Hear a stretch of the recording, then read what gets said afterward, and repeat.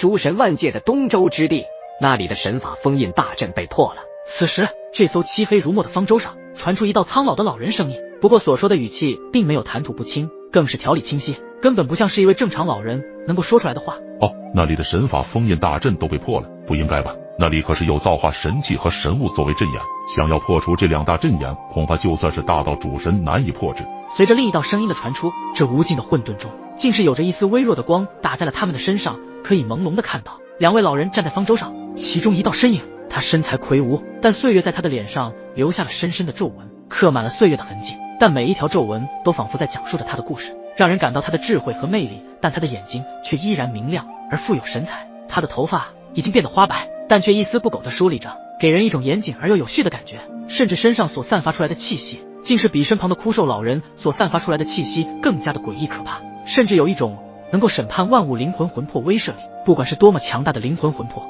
只要对方愿意，都是能够在他的那种审判万物的威慑力下无数逃遁。神物阵眼被破，好像是大道金身的手臂受到了外力的影响，导致核心处的大道金身也受到了干扰，好像他的传承人出现了。而另一道身影显得有些苍老，体型枯瘦如柴，有着老态龙钟之色，但是那位老人的双瞳散发出比任何人都有生机无比的眼神，而且散发出来的气息极为的神秘诡异，但并不是所谓的神之力量。哦，是那位无上的传承人。魁梧老人不慌不忙地缓缓说道。枯瘦老人说道，无上神法神，他的传承人名字叫牧尘。牧尘吗？魁梧老人沉吟一声，随后接着道，他目前获得了多少座原始法身了？加上大道金身，应该已经有8座原始法身了。枯瘦老人似乎一直在关注着牧尘的一举一动，就连他拥有几座原始法身都知道。魁梧老人缓缓点头，虽然只有集齐了8座原始法身，但他并不感到意外，仿佛一切都在意料之中。那么造化神器又是怎么一回事？那可以连大道主神都没有办法破之的阵眼。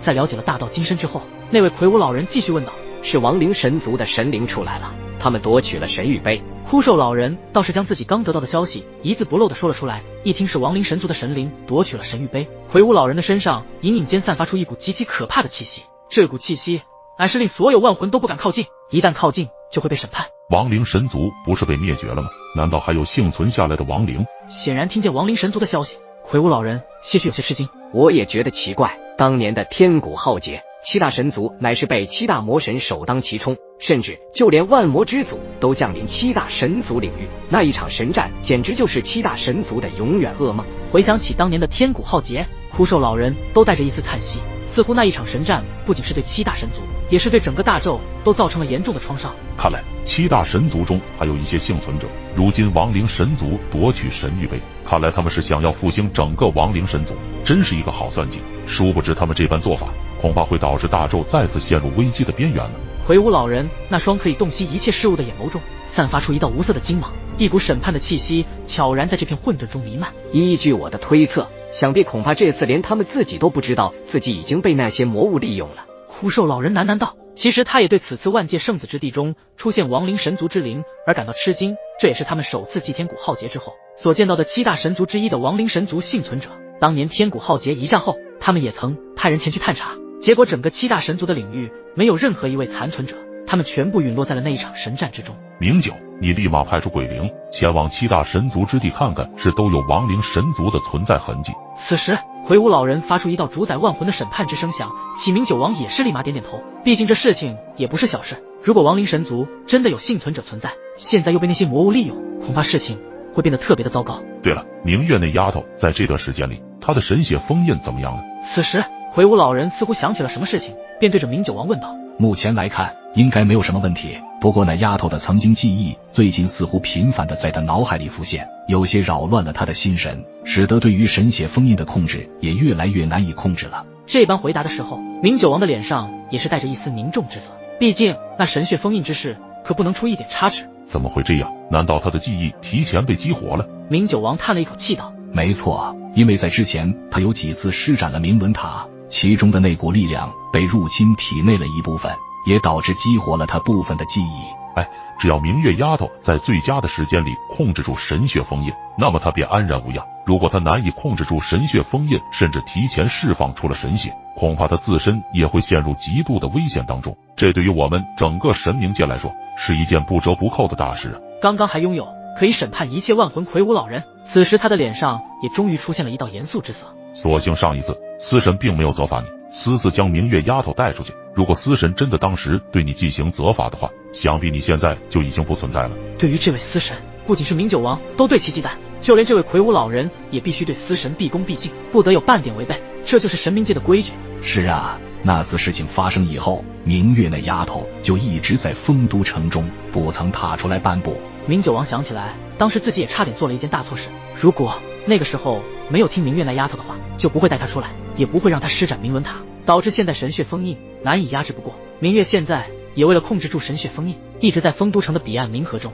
尽可能的压制住他的神血封印。如果不是有着彼岸冥河，恐怕明月的神血封印早已经被释放出来，那么到时候才是神冥界真正的噩梦，也是他们最不想要发生的大事情。这个事情谁也帮不了他，这一切都要靠他自己了。希望能够在这段时间里压制住那道神血封印。魁梧老人一脸无奈，毕竟明月可不是谁都能够帮助得到的。那些魔物这次来势汹汹，看来是时候亲自出马整治一下他们了。魁梧老人说着，脸上的神色立马一变，也就是在这一变之下，他的整个气息弥漫着混沌之中，每一处都充斥着可审判万魂的压迫。听到眼前这位魁梧老人说要亲自出动，让在一旁的明九王都有些微微吃惊，因为他的身份可不一般，而且他也很少会离开神冥界，毕竟他可是审判万魂魂魄的炎鬼王，乃是与明九王并列为神冥三王之一。不过这次他竟然会亲自出马前往诸神万界，这也确确实实令明九王感到吃惊。哦，还真的难得会见到炎鬼会亲自出马。明九王打量了一下眼前的这位魁梧男子，他的实力可远比自己强大的多很多，他出马恐怕此次那些魔物以及大地之角都不可能有逃生的希望了。走吧。炎鬼王对着明九王丢下了这两个字后，便是朝着这一艘黑色的巨大方舟深处走去。明九王见此也是立马跟上了脚步。混沌中，一艘充满着死气的巨大方舟竟是在瞬间凭空消失不见，那速度简直超越了叠空的速度，达到了连九大界中都未曾拥有达到的速度。穿梭纪元时空，万界圣子之子，这只暗黑巨角的力量，周边散发出诡异的黑色符文，玄妙至极，已经恐怖到他们无法想象的程度了，也远远不是他们这些神奇能给有着抗衡资格。就连呼吸都感到十分的吃力起来，这只暗黑巨角竟然比之前在无量神渊中的还要恐怖，这股力量已经远远超越半道神，达到堪比大道主神的领域。小冗和雨涵惊骇地望着那在黑光中的巨只大角五爻，和苏幼薇的表情变得越来越凝重起来。一旁的吞吞见状，眉头也都紧皱起来，因为这只暗黑巨角的力量已经让他们这些天位神都有点承受不住。这股可怕的暗黑力量，这大地之角的力量比大地之手更强大。没想到在这个万界圣子之地中还封印这如此恐怖恶魔的躯干，一直认为他们的目标是造化神器和大道金身，可万万没有想到他们的目标竟然是封印了数千万载的恶魔大地之角。四字一出，也是让得周围所有的神奇强者都是面面相觑起来，他们不敢吱声，就连呼吸都感到非常的吃力，所有的生机都被那大地之角所散发出来的恐怖气息所压制下来，甚至连所有的天位神在这大地之角面前都只能跪拜臣服。哈哈哈！在诸多神奇强者骇然失色间，那大地之角再次散发出无尽的魔气，魔气呼啸间也是将周边的魔烟吹散而去。只见那一只通体漆黑的大地之角也是越来越清晰地出现在他们的视线中，大地之角带着恐怖的魔威，准备冲破最后一道神法封印的屏障时，竟是被一股玄妙的巨大符文抵挡下。符文呈现金色，并且带着炙热的高温，甚至有着压制大地之角的威力，而能够做到压制暗黑之角的这股力量，想必应该就是那一位大能者的手笔。该死，竟然还在神法封印大阵中隐藏了这一手段，真不愧是你啊！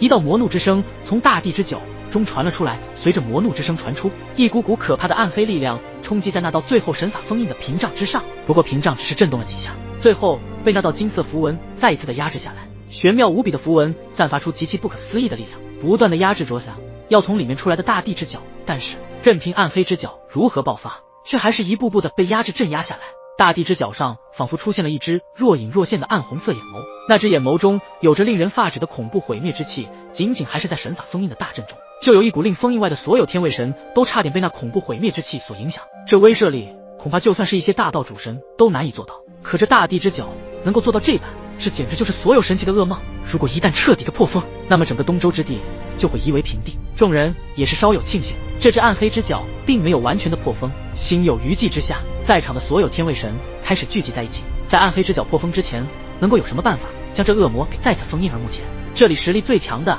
也就是圣花殿殿主，所有神奇强者的目光都投在了他的身上。圣花殿殿主，我乃是天罗殿的神蛟罗峰，如今这局面突变，是否还有应对之法？罗峰拱起手，恭敬地对着圣花殿殿主开口道：“万界圣子之地的空气中弥漫着一股紧张而凝重的气息。”圣花殿殿主的眉头紧锁，他显示注视着那正在全力冲破神法封印大阵的大地之角，眼中闪过一丝凝重之色。他也实在没有想到，事情竟然发展到了这样的地步。你们能离开这里的，就先行离开，今日恐怕会有一场生死大战。而回答罗峰的乃是圣花殿殿主这般的回答，因为他已经知道他自己的局面，这是不可能会有胜利的机会，但也仍然不会放弃，但也只能先让参与万界圣子争夺战的参赛者们先行离开。